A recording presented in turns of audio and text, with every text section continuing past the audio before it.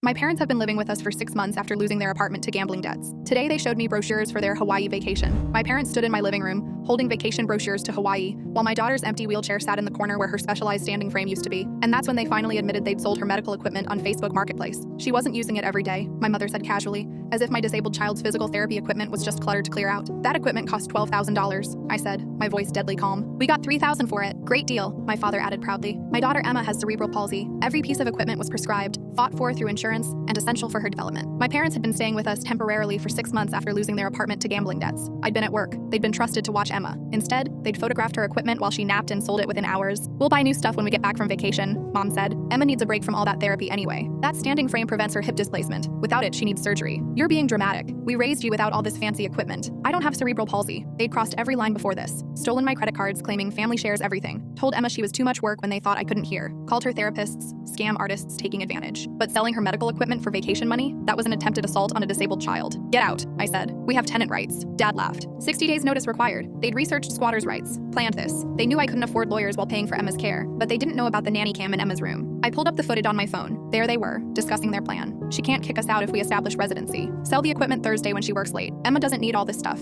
She's never going to walk anyway. Emma will walk, I said, sending the video to my phone contacts, all of them. Within minutes, their phones exploded. Extended family, their church friends, their former coworkers. Everyone saw them stealing from a disabled child. You're ruining our reputation, Mom screeched. You sold my disabled daughter's medical equipment for a vacation. They tried damage control, called family members with sob stories, but I'd sent the video first. The family turned on them completely. My brother flew in from across the country just to help me move their stuff to the lawn. Legally, I had to give notice, but nothing said I had to make them comfortable. I turned off the hot water to their bathroom. Broken, I said. Removed the door to their room. Repairs. Played Emma's therapy music on repeat all night. Doctor's orders. They lasted 3 days before leaving voluntarily. But leaving wasn't enough. The equipment buyers had been told it was from an estate sale. When they learned the truth, they returned everything immediately, horrified. My parents' vacation to Hawaii? They went, of course. Airlines don't care where your money came from. But while they were gone, I changed the locks, filed police reports, and moved their belongings to a storage unit. They came back tanned and relaxed to find they couldn't enter my house. The vacation they stole from my daughter's future became the last memory of having any family at all. They stood on my porch, banging on the door at midnight, jet-lagged and confused. We have tenant rights. 60 days notice. Dad screamed through the door. You abandoned the property for a week, I said through the Ring camera. And there's a police report for felony theft. Your stuff's in storage unit 42B on Riverside. First month's paid. They tried to force their way back through the courts, but the video footage destroyed them. The judge watched them discussing how Emma would never walk anyway